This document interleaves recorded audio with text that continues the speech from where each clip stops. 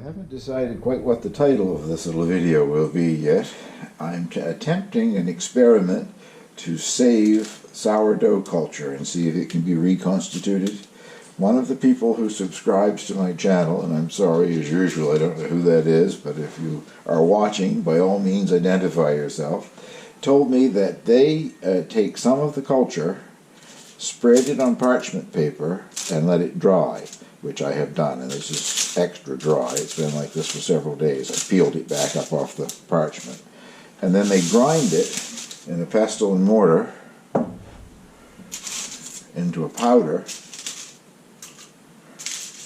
and if you use that powder to reconstitute along with water and flour, you get your sourdough culture back. If I have any left inside the mortar, it seems to be breaking up and I guess we're doing a better job now, but it was flying out of there. If you can see some of that happening. I just happened to have a pestle and mortar, so I thought I would give it a try. A good friend of mine was downsizing and moving a number of years ago, gave me a number of lovely things that she wouldn't have room for in her new accommodation, so I inherited the pestle and mortar and a number of other things. I'll bring you back if I ever get this down to a fine powder and show you what it looks like.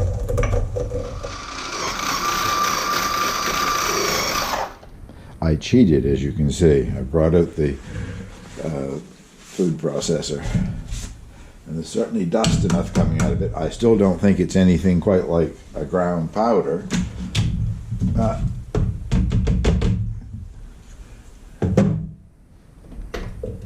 no, it's more like, there is some powder, but it's more like crushed eggshells or something, I guess. It's still that's what I'm going to go with. And I don't have any idea, of course, yet if this is going to work or not, but it smells very much like sourdough, so let's hope it still has some of the sourdough active yeast in there. I'll show you what I'm going to do to give it a start. Well, that is 4 ounces of all-purpose flour. I don't know what measurement to use of this, so I'm going to take a tablespoon of it, powder in small chips.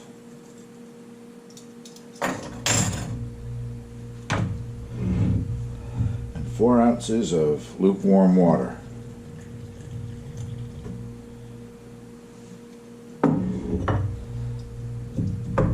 Mix that up. I'll mix that up thoroughly, and I'll leave it at room temperature. Well, for me, my room temperature is kind of cool, so I actually put it in the oven with the oven light on and the door partially ajar, and that I had a regular thermometer in there the last time I did this, and that kept the oven at around 70 to 71 degrees Fahrenheit, 20 something or other Celsius, which is the ideal temperature for it. I keep my house kind of cool, so it's room temperature here is a bit on the cool side. But anyway, I will make sure that it's in there for about 8 hours, and then I'll bring you back and show you what we get here. If this actually works, I hope it does, I will dry another batch, a larger batch probably, and I think I would probably store that in the freezer just to keep it fresh. I know you can store regular yeast in the freezer. I have for years, and it lasts for many years beyond its sell-by date. I think this would probably work the same way.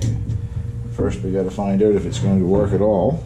So I'll bring you back in 8 hours time. Well, I think I said 8 hours. Well, it's been 24. I'm not sure quite what's happening, and can you see down in there? There are some bubbles in it, but there certainly wasn't any need to feed it again in the last 24 hours. However, what I'm going to do right now is do its first feeding. I'm assuming that something has come to life in there. I don't really know if it has or not.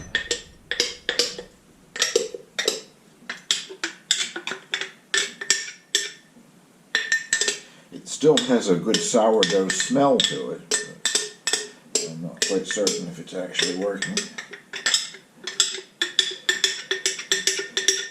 I think someone else made a comment that they've attempted to freeze it, like I freeze regular yeast, and it lasts for practically ever. But the sourdough did not really reconstitute for them. They managed to get something eventually that was a sourdough again, but they were wondering whether it was the original reconstituted or if they developed a new sourdough along the process. What I'm doing here now is the 4 ounces of each, 4 ounces of the, what I'm hoping is a starter. That's a little bit over 4.15. 4 ounces of tap water, lukewarm tap water.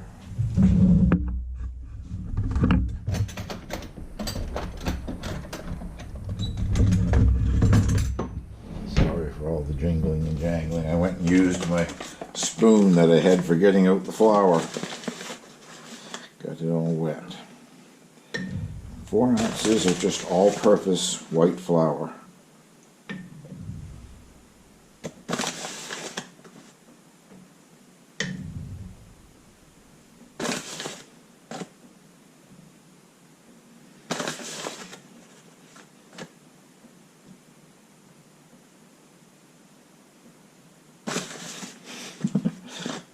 Seems to be taking forever to get the 4 ounces there.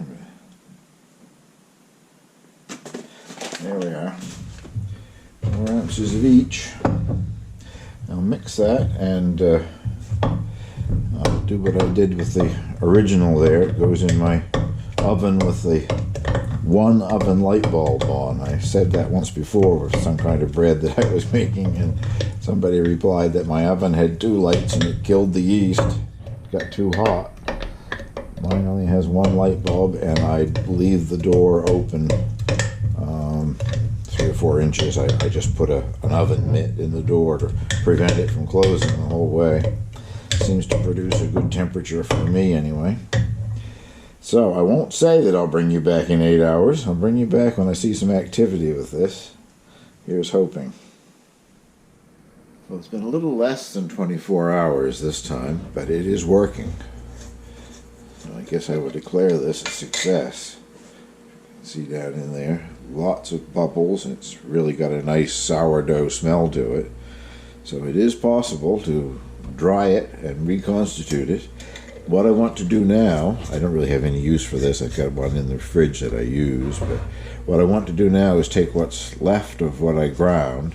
I want to put it in the freezer and freeze it for a month or 2, and then try it again and see if it's still nice and reactive like this. It would be a great way to keep a backup for your sourdough in case something should happen and you lose the culture that you're using. I'm having great success with it. I now make a bread that is 1/3 whole wheat, 1/3 multigrain, and 1/3 rye bread with it. One here in a bag I can show you that I've been using.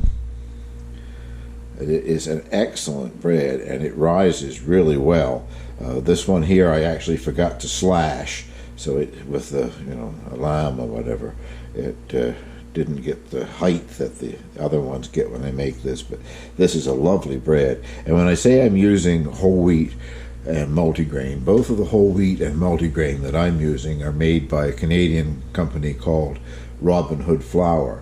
But the important thing is that they're both called bread flour, multigrain bread flour, whole wheat bread flour, which isn't the same as a stone ground whole wheat or anything. I'm convinced that it must have white bread flour mixed in with it. It doesn't produce a heavy loaf. It just gives you a nice texture. Anyway, the little experiment I think was successful, and now I'm going to freeze the leftovers here for 2 or 3 months or so and give it another try and make sure that it is something that works well. Thank you very much for watching.